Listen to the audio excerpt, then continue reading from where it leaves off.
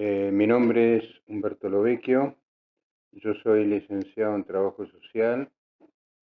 Eh, He sido convocado por el equipo organizador para esta capacitación para la Residencia de Salud Mental Comunitaria, lo cual agradezco al equipo en esta convocatoria. Y lo que vamos a desarrollar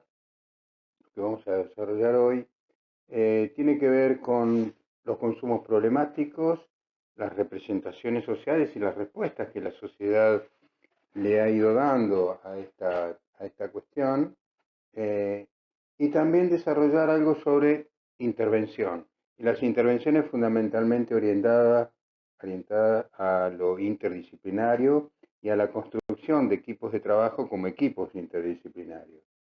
Comenzaremos con algunos conceptos generales como para ubicarnos en la temática, tratando de no abundar en demasiados detalles y tratando también de ser sintético y comprensible para todos ustedes. Así que bueno, en este sentido, sin demasiadas presentaciones, vamos comenzando con algunas ideas, algunos conceptos. Hace mucho tiempo, diría que hace unos 30 años, de lo único que se podía escuchar y hablábamos era de alcohol y el alcoholismo. El alcohol y el impacto en la salud de las personas, el impacto a nivel social y el alcoholismo como diagnóstico, fundamentalmente diagnóstico de orden médico y con implicancias en las distintas esferas del individuo. Uno asistía a congresos, a jornadas científicas sobre alcoholismo. Incipientemente se hablaba de algún tipo de sustancias o de drogas, pero lo común era hablar de alcohol y alcoholismo. Con el correr del tiempo, el desarrollo de la sociedad, de la cultura, hizo que aparecieran esta cuestión genérica, hablando genéricamente de las drogas, y hoy nos encontramos hablando de las drogas y los consumos problemáticos, como concepto diferente a lo que tradicionalmente al hablar de drogas hablábamos de adicciones en líneas generales, y cuando hablamos de adicciones también en líneas generales hablamos de sustancias o de drogas en general. Eh, para ejemplificar y sin intenciones de introducirme en cuestiones de orden histórico, en el año 40 el doctor Morton Jelinek, un americano que desarrolló, como muchos otros, ¿no? Pero lo menciono a Jelinek porque en aquel tiempo tomó una definición que me gusta señalarla, donde definía el alcoholismo como una enfermedad, no como un defecto moral, como por allí se comprendía, sino como una enfermedad que produce un daño, y no solamente al individuo, y acá está lo innovador por ahí de Jelinek en aquellos años. Jelinek es un médico americano, reitero, que falleció en el año 60, en 1963 a los 73 años, que hizo muchas contribuciones. Menciona como daño no solamente, reitero, al individuo, sino a la sociedad, al conjunto social o al aspecto social y cultural en el que está involucrado ese contexto de la persona. Hizo, reitero, múltiples aportes en este sentido, señalando y clasificando distintas formas de consumo de alcohol y de alcoholismo. Hay un libro de él también muy interesante que creo que el título es algo así como Conceptos sobre la enfermedad del alcoholismo. Las adicciones, como decíamos al principio, en forma genérica, en realidad son un fenómeno de tipo antropológico, es decir, son un fenómeno humano. Es el hombre el que le da, somos los seres humanos los que le damos sentido a las cosas.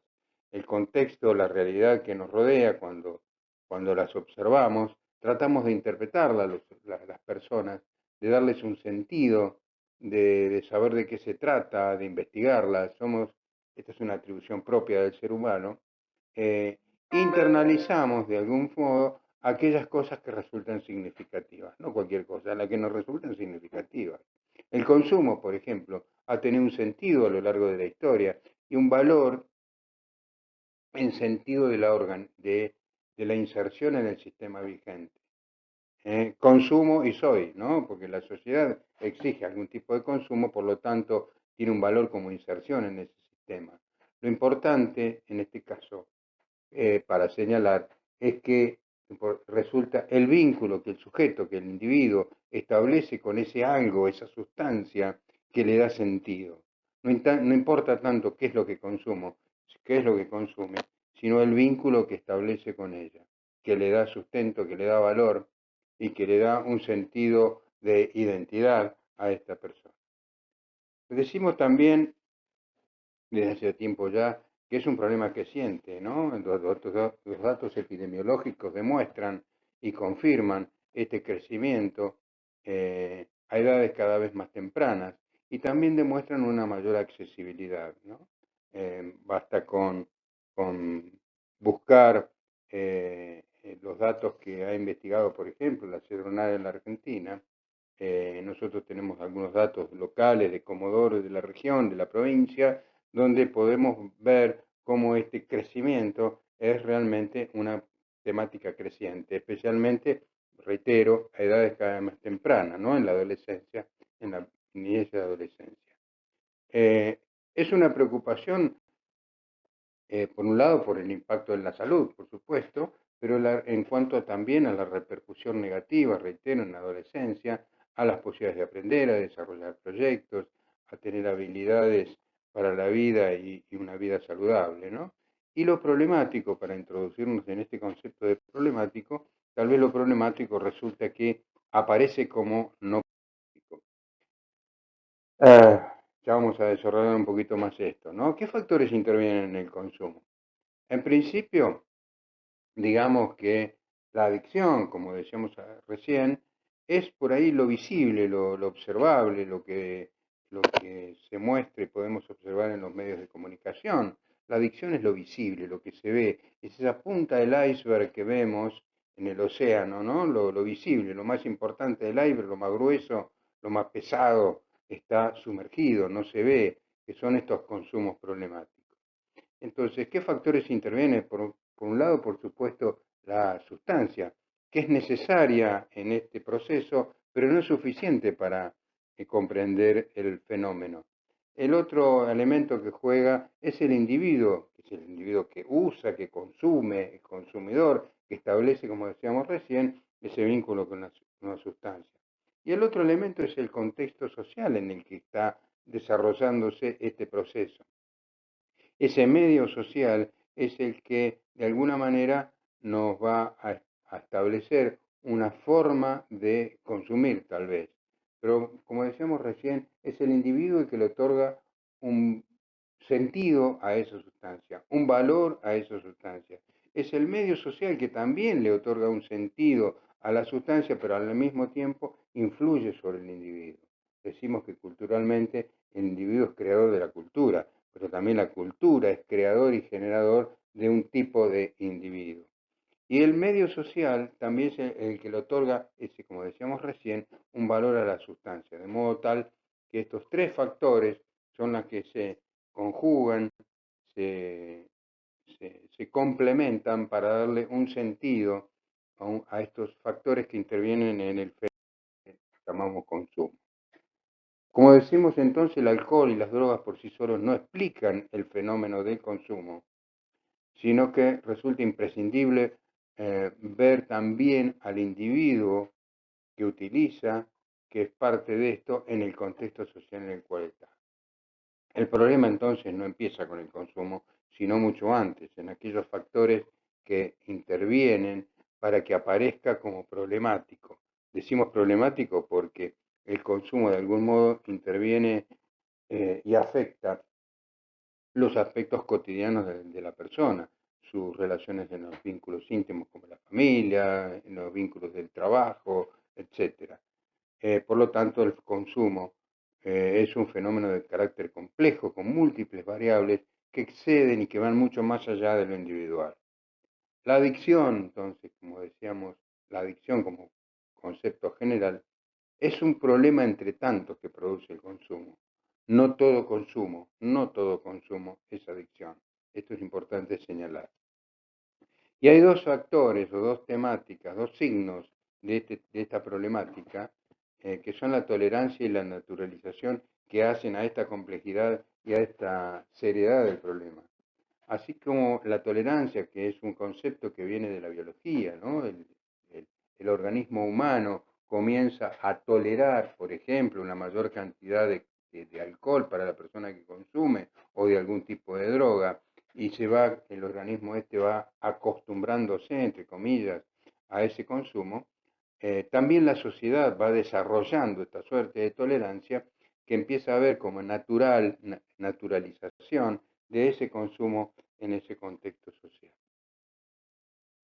Por lo tanto, esta problemática compleja requiere, por un lado, distintas miradas, tanto particulares como complementarias al mismo tiempo, lo cual hace a la interdisciplinaridad del análisis del problema, que va a dar lugar y va a posibilitar una intervención o una forma de intervención eficaz, integral. Muy bien, ahora para referirnos al tema de la intervención acerca de esta temática, primero deberíamos decir que las formas de intervención en el campo de lo social y cultural y del comportamiento humano en general están orientadas por determinantes de tipo social. Las respuestas de una sociedad son construcciones sociales que surgen de las representaciones. ¿Qué son las representaciones sociales? Son ese sistema de valores, nociones, prácticas que dan la orientación de la percepción de situaciones o algún aspecto del entorno social permitiendo la elaboración de algún tipo de respuestas. Eh, Esas representaciones que se tienen de un determinado tema y problema, por lo general y habitualmente, ¿no es cierto?, sensible y significativo para la mayoría de conjuntos sociales, son las que dan lugar a prácticas instituidas de una suerte de control social. Estas representaciones y estas prácticas van a ir definiendo los modos dominantes de concebir ese orden social, es decir, aquello que la sociedad va a concebir e instalar como lo normal y lo anormal. Ahora bien, no podemos desconocer, y es importante tenerlo en consideración, que la percepción de un problema se construye a partir de ideas e imágenes que son dominantes y que instalan y que potencian determinadas creencias. Una creencia, una creencia es una idea o un pensamiento que se asume y se acepta como verdadera sin necesidad de prueba y aún ante esta prueba se reafirma, se confirma. Es diferente de una idea errónea, porque cuando tenemos una idea errónea, esta puede ser modificada. Una creencia entonces es algo que se considera como certero y no se discute. Um, Muy bien. Ahora, toda sociedad ha ido generando saberes, prácticas, técnicas, como decimos allí, para enfrentar los problemas. Las integran tanto componentes de tipo teórico, técnicos o normativo-valorativos, que responden a la normatividad imperante en cada momento, como ya se ha dicho, ¿no es cierto?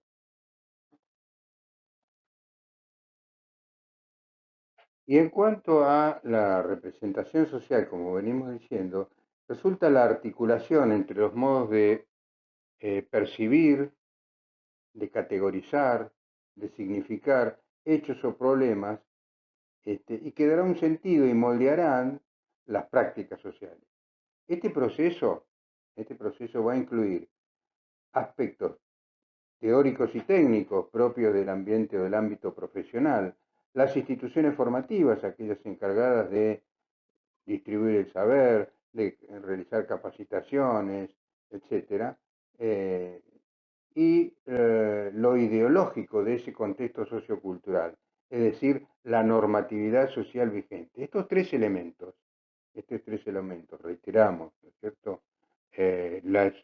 Lo teórico y técnico, las instituciones formativas y lo ideológico, eh, son elementos por los que todos estamos influenciados, tanto en la lectura que hacemos de la realidad como la intervención que realizamos sobre ella. Podemos negar. Los mecanismos de control social estas suertes de respuestas siempre estuvieron asociados a la imagen que se te ha tenido y se tiene sobre el usuario de drogas como eje del problema. La década de 1930, 1920, 1930, toxicomanía, estupefacientes, narcóticos, eran los términos o los conceptos con los cuales se definía esta temática. Y estaba el uso de estas de drogas, por ejemplo, estaba restringido a ciertos círculos sociales cerrados, a una clase social pudiente. Esta es la imagen que se construía y se tenía de esa realidad. Con la masificación del consumo entre los años 60 y los años 70, hay dos sustancias que aparecen y dominan esa escena. Por un lado, la marihuana, la droga festiva, alegre, sensible, vinculada al arte, a la música, a la creatividad. Y el LSD, el ácido lisérgico, vinculada a experimentaciones estéticas, vinculadas a experimentaciones en el psicoanálisis. Luego aparece con la aparición, ¿no?, de la cocaína, es llamada la droga del sistema por sus efectos sobre el individuo en cuanto al éxito, la acción, el productivismo, y la heroína como la droga antisistema, en tanto droga dura, representaba el escape de la realidad, del viaje, etc. Estos mecanismos y prácticas de control social, estas respuestas, en general han estado vinculadas o están vinculadas a grupos dominantes de poder, lo definen de algún modo lo político, lo ideológico, lo profesional. Legitimados, decimos allí, y legitimantes. Legitimados por el poder que ejercen las instituciones tanto políticas, profesionales, como por la sociedad misma que les otorga ese poder, y legitimantes, ya que instalan tales prácticas, dando algún sentido de certeza y valor a esas prácticas. Así entonces, esta perspectiva, según qué institución lo leyera y hiciera su análisis de lo anormal, pasó a ser tratado en términos de pecado o delito según la Iglesia o la justicia. Y estas dos instituciones coincidían en que el individuo que usaba, consumía algún tipo de sustancia era culpable, por lo tanto merecía una sanción, y coincidían en un término muy común que era purgar una pena. La salud, en cambio, la medicina, centrado en la medicina, consideraba que era una enfermedad, por lo tanto ese enfermo debía ser medicado, debía utilizar alguna medicación. Como ustedes habrán leído en algún lugar, este concepto o esta práctica también se la denomina medicalización de un problema social, con lo cual se tenía una percepción restringida de la problemática que no iba mucho más allá del enfermo y sus síntomas. Hay una modificación en la percepción del problema a partir de los 80 con la aparición de la pandemia del VIH-Sida. El portador y adicto se consideraba como una imagen dominante responsable de la epidemia. Fundamentalmente el adicto que utilizaba jeringas endovenosas que por este medio transmitía en contacto con sangre la enfermedad o la infección del VIH. En este sentido se ponen en evidencia en la escena la confrontación de ciertas certezas, certezas que le dan seguridad y son reguladoras de la vida social, como qué es lo anormal y lo anormal, lo lícito y lo ilícito, qué es moral y qué es inmoral, qué debe ser público y qué debe ser privado. Se ponen en evidencia de este modo tabúes, antiguos, estigmas y esta ambigüedad que no queda claro cuáles son los límites entre moral y enfermedad, legalidad y no legalidad, moral, enfermedad, legalidad. Dan lugar a discursos y prácticas que ponen en evidencia esta confrontación de víctimas inocentes versus culpables. Esta persona es inocente y este es responsable, es el culpable de haberle transmitido la infección. Es amenazador versus amenazado. Refuerzan esta estigmatización, esta marginación, estos procesos de discriminación de las personas que padecen la enfermedad y su grupo íntimo, ¿no? Ahora, introduciéndonos en el campo de lo interdisciplinario y lo disciplinario. Hay un proceso que va de lo disciplinario a lo interdisciplinario, de lo individual al trabajo del equipo, de lo institucional a lo comunitario. Y acá hay un concepto que me atrevo a poner de la transgresión a la exigencia de un cambio. ¿Por qué digo esto? Porque en realidad todo cambio, toda modificación a un estilo de trabajo, en algún momento apareció como transgresión. Por ejemplo, de lo institucional al trabajo en la comunidad, de salir del ámbito institucional, diríamos del consultorio, a involucrarse en el ámbito comunitario, en el ámbito de la comunidad, resultó en algún momento una práctica transgresora, en el sentido de que rompía con viejos estereotipos de trabajo y de algún modo quienes lo realizaban estaban transgrediendo una norma de trabajo. Entonces, esto que hoy aparece como un cambio útil y beneficioso para nuestro trabajo, en algún momento significó una transgresión. En el campo de lo social, tan amplio, tan vasto, tan complejo, la interdisciplinariedad hoy nadie duda que es la condición necesaria para un análisis como para una intervención integral de esta problemática. No está exenta, por supuesto, de obstáculos, de resistencias, tanto de esa suerte de, diría, o me atrevo a decir, de ese individualismo profesional que todavía por ahí muchas veces encontramos, y de esa escasez de recursos, quienes hemos trabajado especialmente en instituciones públicas, hemos de alguna manera padecido, ¿no? Esta escasez de recursos que pone a prueba muchas veces la imaginación, la creatividad de los equipos de trabajo. Hoy, afortunadamente, con el avance de estos conceptos, se van como resolviendo estas cuestiones, pero también debemos reconocer que por allí todavía aún en cierta forma lo tenemos presente. Vencer los modos de trabajo establecidos, como decíamos recién, estos modos que a veces aparecen como estereotipados, como rígidos, es necesario transitar un camino diferente para poder valorar ese trabajo en forma distinta. Valorar el trabajo de equipo como un modelo. El trabajo de equipo no es una cosa que surge espontáneamente. En todo caso, ahora lo vamos a ver, es una forma, es un modelo de asumir una forma de intervención diferente. Y los grupos como equipos de trabajo también se construyen. ¿eh? Eh, los grupos son, nosotros trabajamos todos juntos, en grupo a lo mejor, pero construir un equipo de trabajo es una cosa que exige un proceso y un tiempo de elaboración. ¿Cuáles son las ventajas de esta tarea interdisciplinaria? La interdisciplinaria otorga al equipo, por supuesto, distintas formas de creatividad, un dinamismo, la posibilidad de abordar la complejidad de una manera más armónica, más tranquila, posibilitar el cambio y la innovación, ¿no? Cuando tenemos varias miradas es posible que podamos ver la realidad de distinta manera y poder innovar y cambiar sobre ella.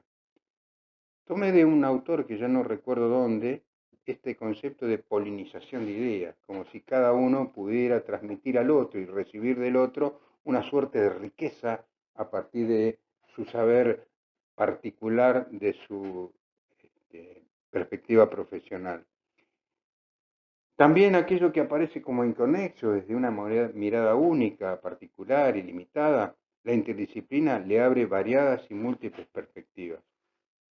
Y aprender del otro, animarse a aprender del otro complementario, incluye o implica una riqueza fundamental. Todos tenemos experiencia en esto, ¿no? Cuando nos animamos a aprender del otro y el otro se anima a aprender de nosotros. Y la posibilidad y eficacia, y la energía y la sinergia de los proyectos la da esta tarea interdisciplinaria, ¿no?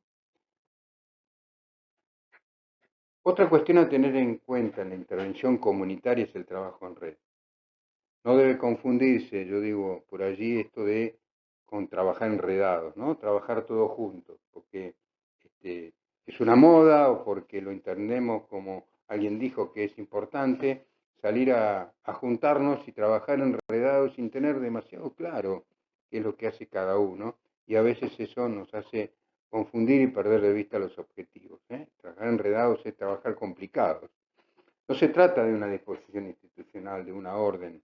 Es un modelo que debemos asumir para poder operar y que en un proceso de tejido, no es una orden, es un proceso de tejido, es un proceso de armado de una red de trabajo. Requiere, por supuesto, laboriosidad, requiere compromiso, tanto de las instituciones que pueden participar como de las personas, requiere confianza mutua y tiempo de labor. Ahora, no todo grupo es un equipo de trabajo. Un grupo es un ámbito de convivencia y de trabajo. Un ámbito de convivencia en nuestra familia. Nuestro grupo de trabajo también es un grupo de convivencia, con él convivimos, pero es un trabajo, un grupo de trabajo, es un grupo que está orientado a producir determinado bien, determinado servicio y realizar determinada actividad. Por supuesto, para comprender esto tenemos que comprender que el sujeto es alguien que aprende como emergente de este sistema de vínculos. Aprendizaje es un proceso a partir de una práctica que se desarrolla y de una interacción con otro. De este modo incorporamos una conducta en tanto que ésta implica una relación con un objeto. En ese vínculo, en ese proceso de interacción sujeto-objeto es que aprendemos. Por ejemplo, cuando yo, sujeto, me acerco a un ámbito de conocimiento para apropiarme de algo, para mí, una vez que me apropio de él, ya yo no soy el mismo, ni esa realidad en la que participa ese objeto tampoco es la misma. El sujeto, como decimos habitualmente, es creador de la cultura y es al mismo tiempo creado por esa cultura. Se implican mutuamente. Así, por ejemplo, cualquier aprendizaje, por ejemplo, eh, de una destreza física, de algún tipo de habilidad, como por ejemplo aprender a andar en bicicleta, aprender a nadar, una vez que nos apropiamos de este aprendizaje, ya nosotros no seremos lo mismo y ese contexto tampoco será el mismo para nosotros y para él mismo. En esa interacción, el elemento central de todo vínculo es la interacción. Y esa interacción también se apoya en modelos comunicacionales. El sujeto, el individuo, aprende, es el emergente de un sistema vincular a partir de este interjuego, de un binomio que aparece como una contradicción, necesidad-satisfacción. Todos tenemos necesidades y que necesitamos y requieren ser satisfechas, valga la redundancia. Necesidad, entonces, es el fundamento motivacional que nos empuja a buscar esa experiencia de contacto con el mundo exterior, que es donde vamos a encontrar la satisfacción de esa necesidad. La necesidad la percibimos en nuestra interioridad, pero la satisfacción la encontramos en el mundo exterior. Y también es el fundamento del aprendizaje, porque a través de esta experiencia aprendemos. Y es el fundamento también de todo vínculo, porque es a través del vínculo con otro es que vamos a aprender.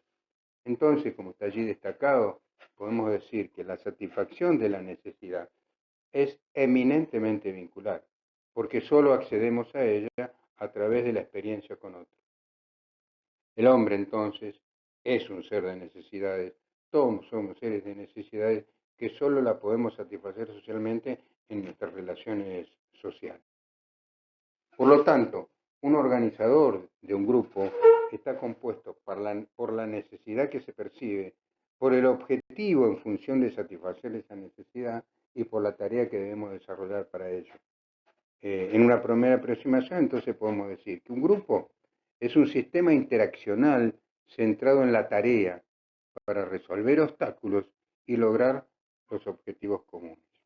Ahora, ¿qué es un grupo? ¿Es un conjunto de personas? Sí. ¿Tiene un objetivo común? Sí, claro. ¿Se establecen relaciones sociales? Sí. ¿Se emiten comunicados? ¿Se comunican? Sí, de algún modo. Pero, por ejemplo, si nosotros vamos en un colectivo, ¿es un grupo de personas? Sí. ¿Tenemos un objetivo? Claro que sí. ¿Tenemos relaciones sociales? De algún modo, también. Y hay algún modo de comunicación, sí, nos saludamos, etcétera. Pero el otro, no me interesa quién es el otro que viaja al lado mío en el colectivo, ni quién sube en la próxima parada. Y yo no soy, o no soy los que vamos en ese colectivo quienes organizamos a ese grupo, porque en todo caso será la línea de colectivo que decide por dónde va a transitar, o el chofer de colectivo que conduce el colectivo. Eso en todo caso es una serie de personas que tienen estos objetivos comunes, es ese conjunto, que establecen algún tipo de relaciones, porque serie es el conjunto de algunas cosas o personas que tienen algo en común, pero que no se suceden ordenadamente. Si esa necesidad o aparece una necesidad percibida en común, por ejemplo, ese colectivo tiene un percance o un accidente, ahí la necesidad se transforma en una cosa que empieza a ser percibida en común, que requiere de un organizador interno para poder organizarse, para poder resolver esa necesidad que se acaba de presentar. Esa necesidad de organizarse llevará a ese grupo, que ya no es una serie de personas, sino que es un grupo que se identifica con una necesidad en común, a planificar y a distribuir roles para poder eh, resolver ese problema. Y ahí habrá el grupo, las personas asumirán roles que el grupo les irá adjudicando según la habilidad que cada uno pueda tener, si hay un enfermero porque hay gente lastimada, si hay alguien que sepa comunicarse o que tiene algún tipo de contactos, el grupo le irá adjudicando roles que las personas asumirán para resolver y cumplir con el objetivo que es resolver el problema. ¿A través de qué? De comunicación eficaz. Una comunicación eficaz que significa la emisión de un comunicado y la recepción efectiva de la comunicación. Esto se trata de un grupo entonces, un conjunto restringido de personas que interactúan, logran objetivos, que es la tarea, desplegando roles que son complementarios a su actividad. ¿Cuál es la eficacia de un trabajo en equipo? De un trabajo interdisciplinario y un trabajo en equipo. Yo me permití aquí señalar apenas 6 puntos que pueden ser mucho más y los invito a que cada uno analice a la luz de su experiencia cuáles podrían ser las eficacias o las ventajas de trabajar en equipo. Primero, las buenas relaciones interpersonales. Esto es absolutamente una necesidad, pero también debemos reconocer que es una construcción, no es una cuestión espontánea, ¿no? Un grupo de trabajo, un grupo de personas que se encontraron de repente en un ámbito laboral que tal vez no se conocían, pero que no se eligieron, sino se van a elegir en la medida que van a participar y a construir juntos esta relación personal que los llevará a ser un equipo de trabajo. Una adecuada distribución de roles, no solamente por la formalidad que establece la institución, sino por el conocimiento que cada uno tiene del otro, que le va a otorgar una suerte de reconocimiento a lo que sabe y puede aportar a ese grupo. Le va a ir adjudicando roles que el otro irá asumiendo. Los objetivos tienen que ser no solamente percibidos, sino construidos en común y tener claro la ruta a seguir para cumplir con esos objetivos. De lo contrario, habrá como una suerte de tarea precaria o tarea que se va imaginando diariamente, pero no en una planificación ordenada. Entender lo interdisciplinario como un modelo de trabajo. Puedo repetir, esto no es una cuestión que ocurre de un momento a otro por una orden, sino que es un modelo de trabajo, donde cada uno debe reconocerse como complementario del otro en esta sinergia, en esta complementariedad. Requiere de una conducción responsable. Vuelvo a repetir, más allá de las cuestiones formales que establecen que alguien es el líder o el jefe del equipo, esa conducción debe ser dinámica, debe ser ágil y fundamentalmente de carácter participativo. Y una buena comunicación entre los miembros. Esta comunicación, como decíamos recién, hace un momento, una comunicación eficaz, requiere de una comunicación con feedback, con ida y con vuelta. No basta con dar una orden y que el otro la cumpla, sino que el otro la recepcione, la incorpore como propia y actuar en consecuencia. Muy bien, yo con esto doy por finalizado esta parte de la capacitación. Les agradezco la comprensión del tiempo. Allí dejo algunos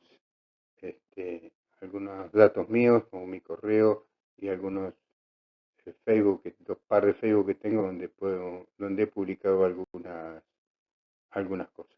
Muchas gracias y hasta cualquier momento.